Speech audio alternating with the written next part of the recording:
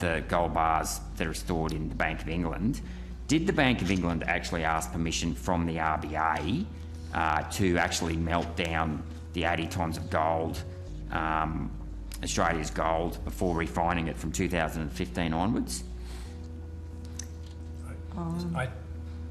So you're suggesting that the gold bars that we owned had been melted down? By I've the been Bank given of the England? serial numbers and the dates of refining, and they've been refined from 2015 onwards, as late as 2020. So I would have thought that if the Bank of England, either they didn't have our gold bars there in the first place, and you know, the memo I got from the RBA previously has said there's been fake gold bars, duplicate serial numbers.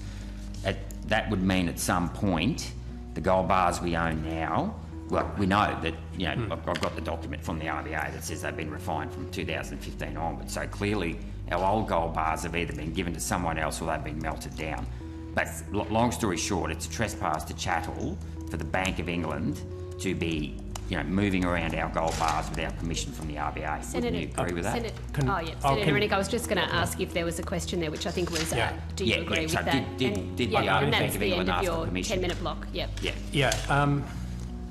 So the gold bars that we own, sometimes we will lend those bars out.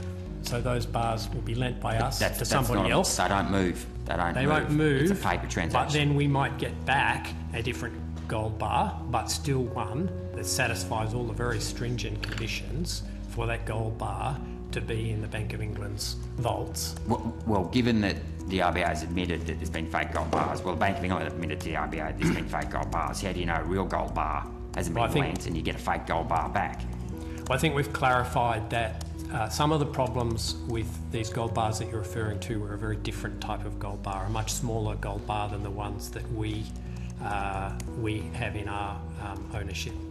So we only deal with the much larger gold bars, and there have never been questions about the quality of those bars sitting in the Bank of England, some of which we own. Can I just finish up one question?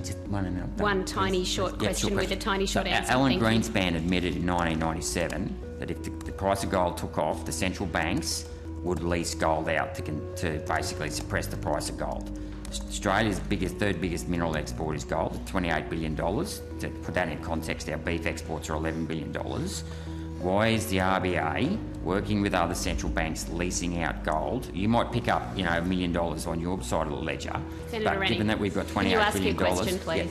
Yeah. So why are you doing that? Why are you leasing out gold that's impacting the profitability of our gold miners in this country that employ over 100,000 people, directly or indirectly? Well, my understanding is that some of the lending actually is to facilitate producers who occasionally need gold in their possession that they have not yet produced. They're going to produce it. We don't move physical bars. No, but they've promised the gold to somebody else, so we can lend it to them for a time until they obtain suitable gold to use for their purposes. So it's facilitating the market in helping producers. Yeah, Thank you. Thank you, Senator O'Neill.